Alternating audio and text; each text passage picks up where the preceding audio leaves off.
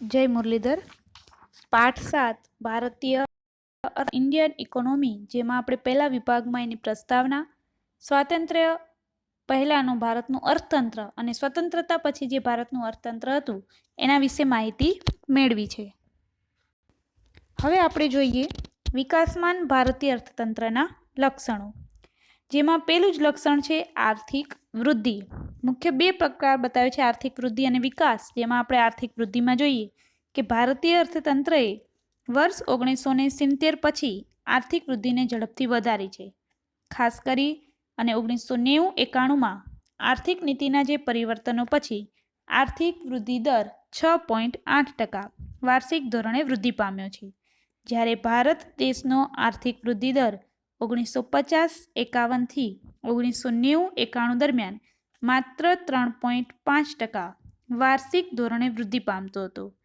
વર્ષ 2012-13 પછી 2014 અને 2015માં આર્થિક વૃદ્ધિનો દર મંદ પડ્યો એટલે ધીમો પડ્યો, જે વાર્ષિક ધોરણે 5%થી નીચા દરે વૃદ્ધિ પામ્યો. જો કે ભારતીય અર્થતંત્ર ફરીથી ઊંચા આર્થિક વૃદ્ધિ દરે વધશે અને ઝડપથી સાનુકૂળ પરિણામો લાવશે તેવી વિશ્વ આશા રાખે છે.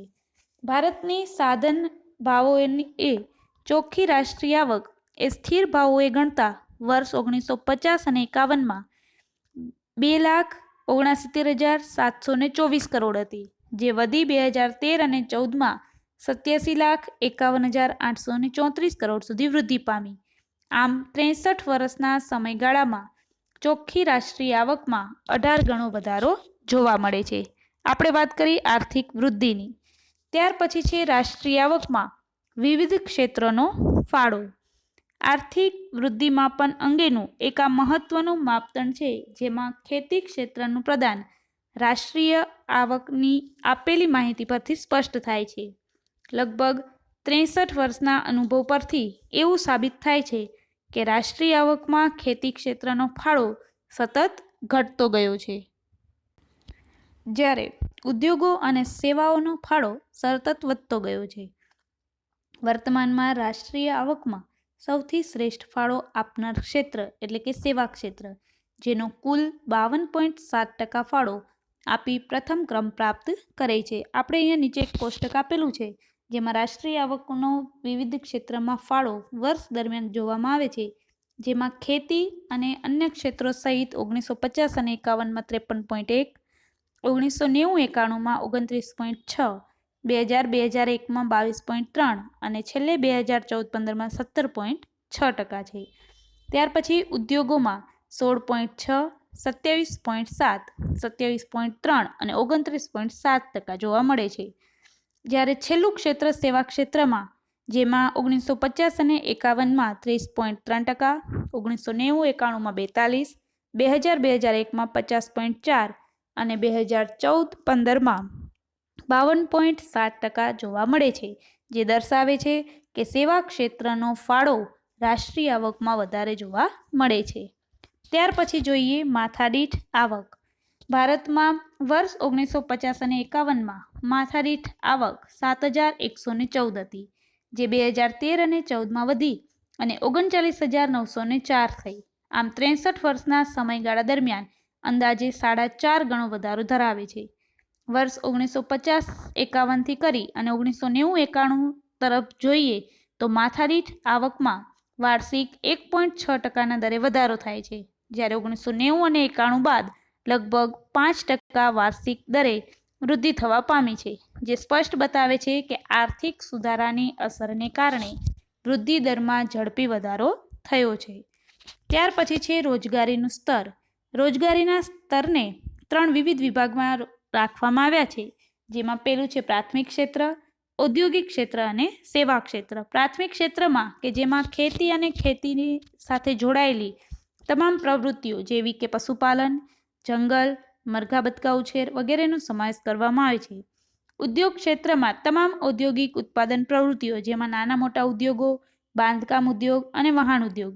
અને ત્રીજું જે સેવા વિભાગ છે, જેમાં વેપાર, વાહન વ્યવહાર, ખાણ, સંદેશાવ્યવહાર અને બેન્કિંગ જેવી સેવાઓનો સમાવેશ કરવામાં આવે છે.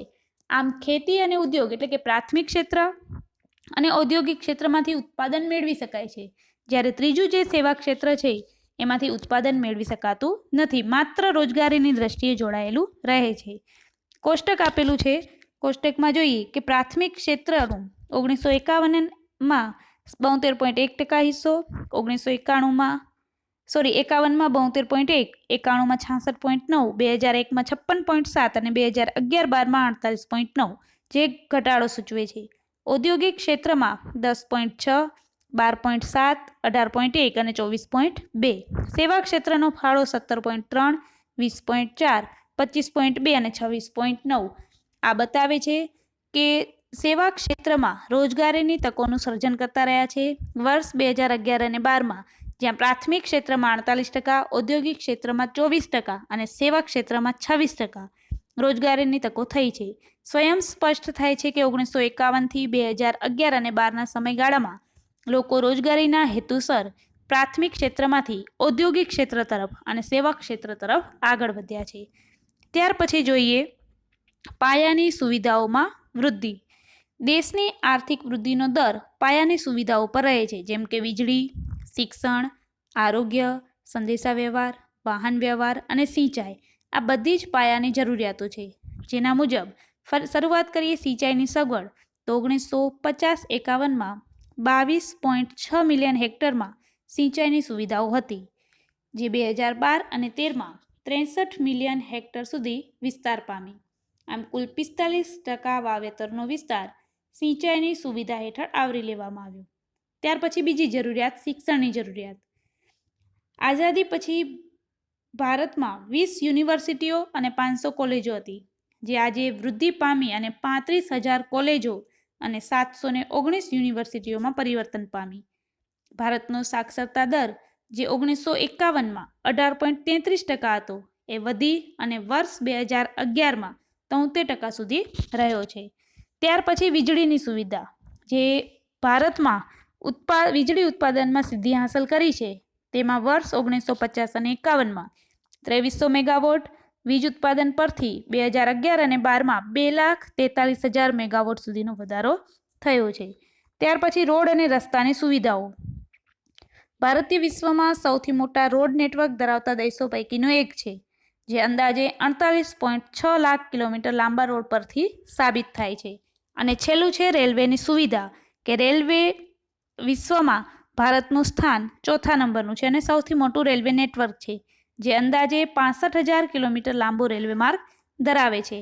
આમ આજે ભારતમાં વિશ્વ બેંકના જાહેર થયેલ એપ્રિલ 2014ના અહેવાલ મુજબ સમખરીદ શક્તિના આધાર પરથી વિશ્વની સૌથી મોટી અર્થવ્યવસ્થામાં 3જા ક્રમે છે, જે વિશ્વ બેંકના આંતરરાષ્ટ્રીય સરખામણી કાર્યક્રમમાં 2011ના રાઉન્ડમાં અમેરિકા અને ચીન બાદ ભારતને સ્થાન પ્રાપ્ત થયું છે. આ બતાવે છે કે અર્થવ્યવસ્થા એ જાપાનની અર્થવ્યવસ્થાથી આગળ વધી ચૂકી છે. જાપાનનો ક્રમ 4થો છે, જે અગાઉ 3જો હતો, જ્યારે ભારતીય અર્થવ્યવસ્થા 2005ના સર્વેક્ષણમાં 10મા ક્રમે હતી. પરંતુ આજે ભારતે વિશ્વના દેશોની સરખામણીમાં અભૂતપૂર્વ વિકાસ સાધ્યો છે. આપણે આ ચેપ્ટરમાં ભારતીય અર્થતંત્ર ઇન્ડિયન ઇકોનોમીની વાત કરી, જેમાં સ્વતંત્રતા પહેલા ભારતના અર્થતંત્રમાં કયા કયા પરિબળો કામ કરતા હતા, કયા કયા લક્ષણો હતા, અને સ્વતંત્રતા પછી કયા કયા લક્ષણો દ્વારા ભારતે આર્થિક વિકાસ સાધ્યો છે, અને ત્યાર પછી આપણો જે દેશ છે વિકાસમાન અર્થતંત્ર, એના લક્ષણોની માહિતી મેળવી.